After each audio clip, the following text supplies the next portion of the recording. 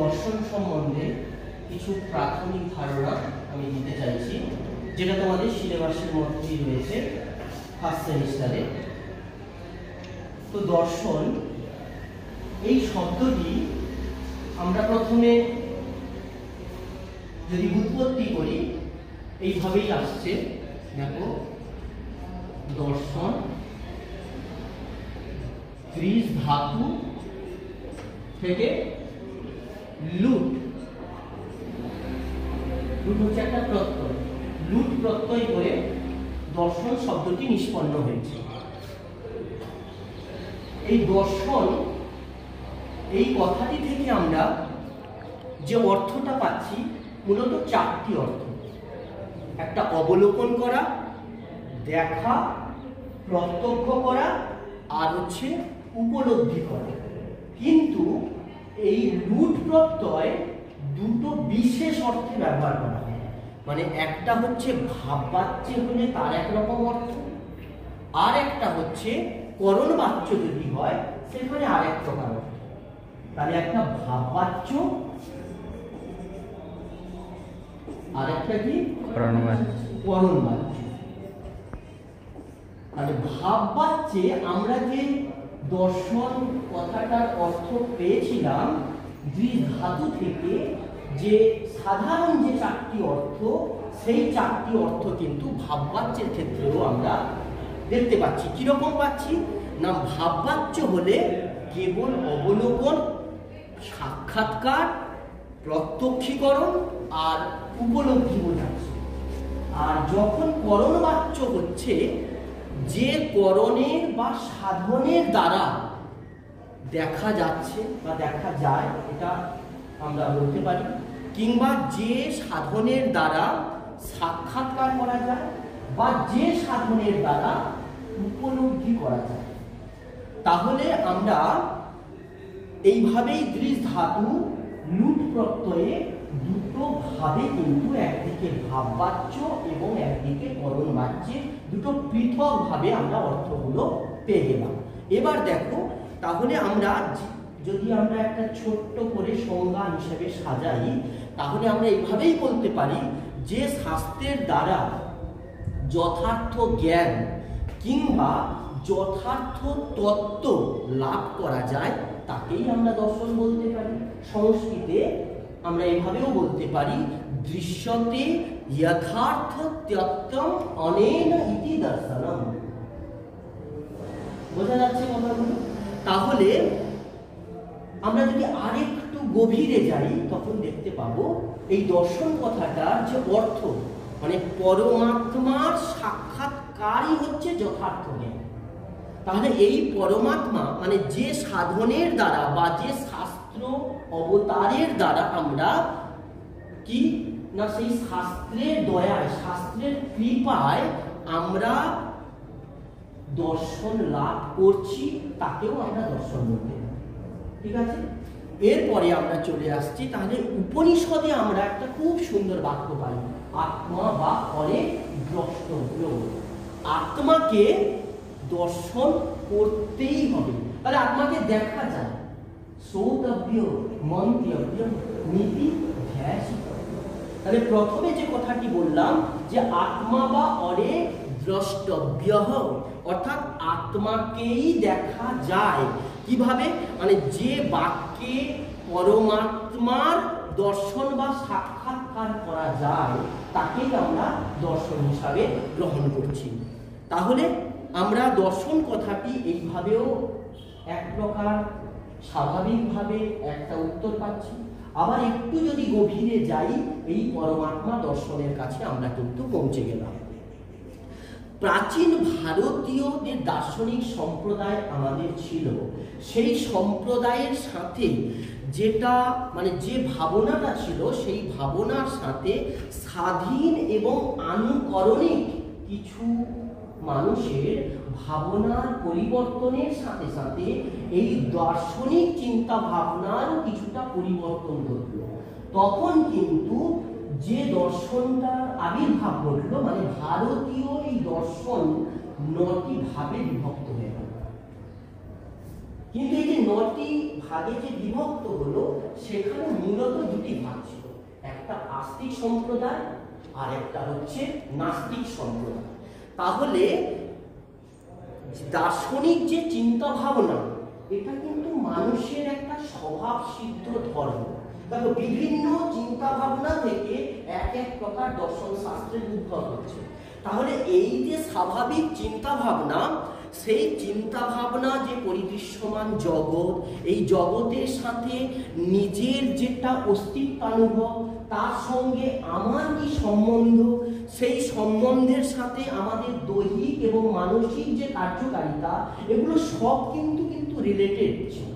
তো এইভাবে এই রকম চিন্তা ভাবনায় আমাদের কিন্তু এক প্রকার যে প্রেরণা আসে, সেটা কিন্তু এই আরোহ জ্ঞানের উৎপত্তি হয়। এই আরোহ পদ্ধতি আমাদের যেটা রয়েছে দর্শন শাস্ত্রে, সেটাই এখানে প্রেরণা হিসাবে কাজ করলো।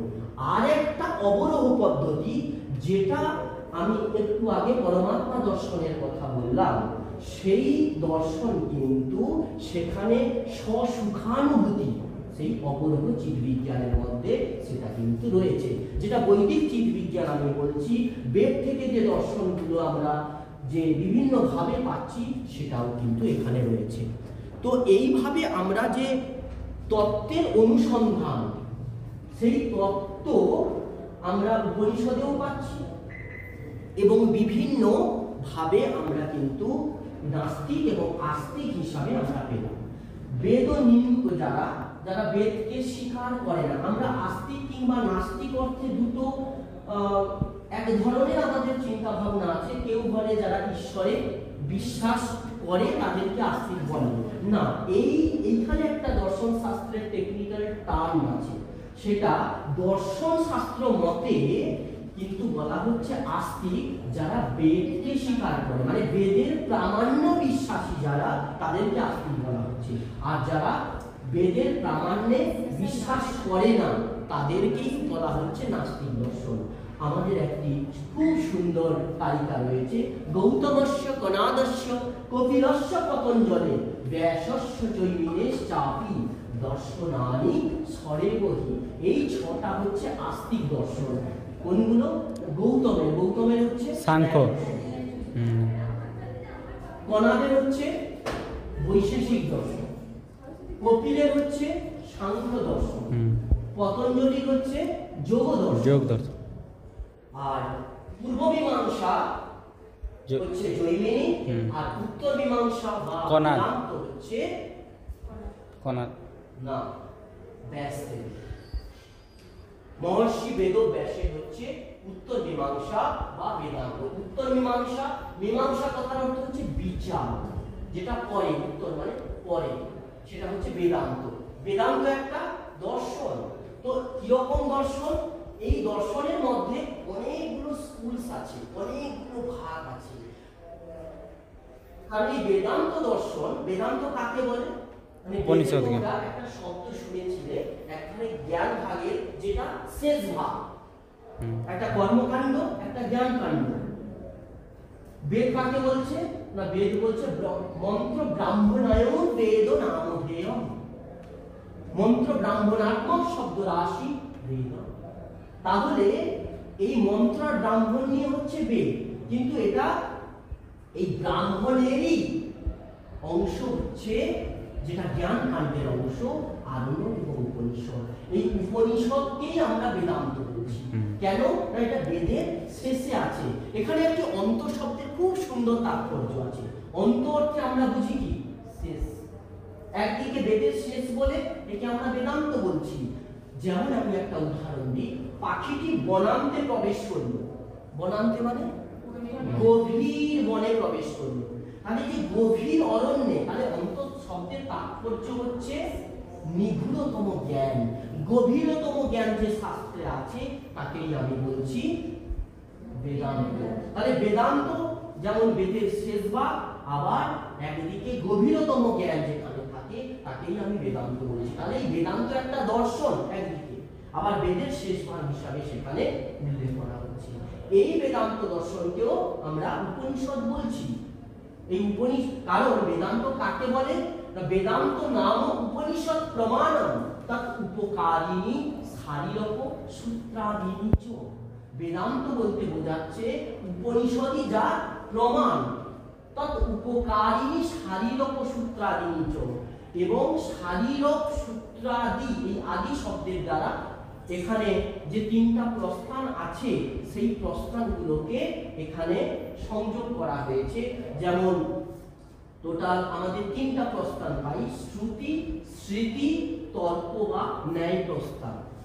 তো এখানে আমরা স্মৃতি প্রস্থান শ্রীমদ্ ভগবদ গীতাকেও এখানে সংযোজিত করা হয়েছে। যাই হোক, তো এইভাবে আমরা বেদান্ত অর্থে আমরা উপনিষদই যার প্রমাণ এটাও আমরা পাচ্ছি। তাহলে একদিকে বেদান্ত, একদিকে আমরা উপনিষদ। উপনিষদ কথাটা সাধারণ অর্থকে আমরা যদি উৎপত্তি করি, উপ নি সদ ধাতু কি প্রত্যয় করে উপনিষদ কথাটা নিষ্পন্ন হয়েছে। উপ মানে কাছে, নি মানে নিশ্চয়ের সাথে, সদ ধাতুর অর্থ বিনাশ। তাহলে গুরুর কাছে বসে নিশ্চয়ের সাথে অজ্ঞানের বিনাশ যে শাস্ত্র করাতে পারে তাই হচ্ছে উপনিষদ। এই উপনিষদীয় যে জ্ঞান, আমরা যদি কাউকে প্রশ্ন করি আমাদের সবচেয়ে কাছের বস্তু কি, কি বলবো? আমি এখানে বসে আছি, আমার সামনে যেটা আছে সেটা আমি বলবো কাছে। আমি যেটা পরিধান করে আছি আমি তাকে বলতে পারি কাছে। আমার যে মনের মধ্যে কিছু আছে সেটা আরো কাছে, এর থেকেও আরো একটি কাছের বস্তু আছে, সেটা কি? যার জন্য আমার সমস্ত কিছু আমি উপলব্ধি করতে পারছি, সেটা কি? আত্মা। তাহলে আমাদের সবচেয়ে কাছের বস্তু হচ্ছে কে? আত্মা। সেই সবচেয়ে কাছের বস্তু যে উপলব্ধি করিয়ে দিতে পারে তা হচ্ছে বেদান্ত। তাহলে একদিকে বেদান্ত দর্শন আর একদিকে আমি উপনিষদীয় একটি ভাগ বলবো। তাহলে দর্শন শাস্ত্রে আমি নাস্তিক এবং আস্তিক, আস্তিকের মধ্যে যেটা বেদান্ত দর্শন তার কিছুটা আমি ধারণা দিলাম।